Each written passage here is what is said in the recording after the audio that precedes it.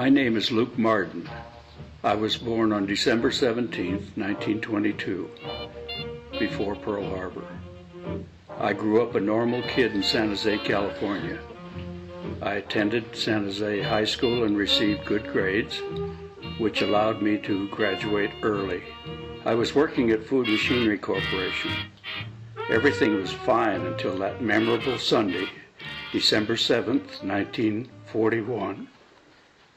The events of Pearl Harbor were really the motivation that made me want to enlist. I enlisted in the Navy on December 27, 1941, 20 days after Pearl Harbor and 10 days after my 19th birthday. My friends and I knew that something had to be done. After enlisting, we went out to dinner. Protesters yelled, "Don't join the Navy, you are all going to die." There are always people against war. I was sent to San Diego, California for basic training. After the basic training, I was sent to a special school to learn how to operate sonar. Finally, I was assigned to the USS Phelps. I boarded my ship on May 27, 1942.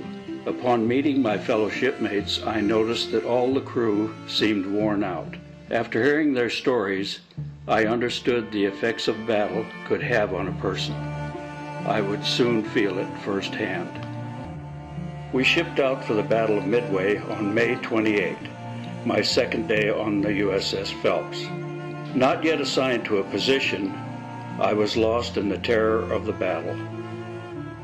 I found myself sealed in a gun turret, feeding ammunition to our guns.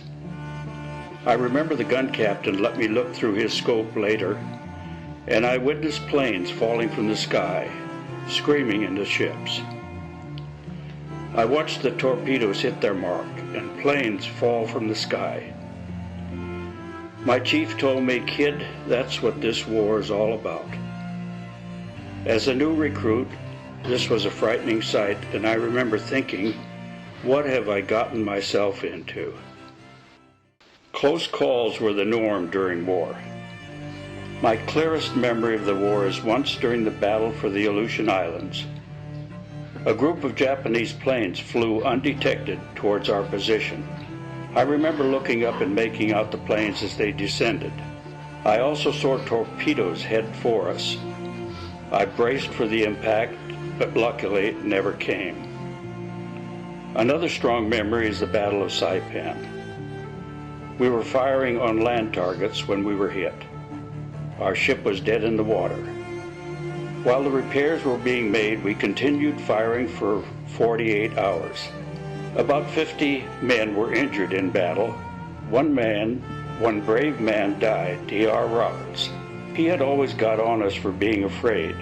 No one expected this brave man to die. His death struck us hard. We were not always in battle, however. We went about normal watches and duties, such as operating the sonar and radar. We would also make room for some relaxation time. I especially remember one of my shipmates named Pappy Wallet, a Texan, who had a guitar. We would all gather around and he would play songs that all of us would sing. Even our officers joined in the fun. I was discharged on October 8, 1945. I received 4 campaign medals and 9 battle stars, as well as a special commendation for the sinking of a Japanese submarine in the Pacific.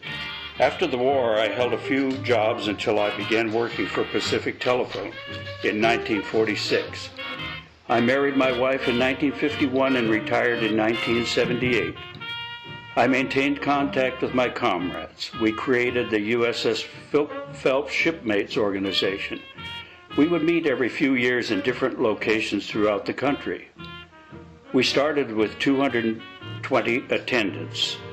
Our last reunion in 2007 had 19 in attendance.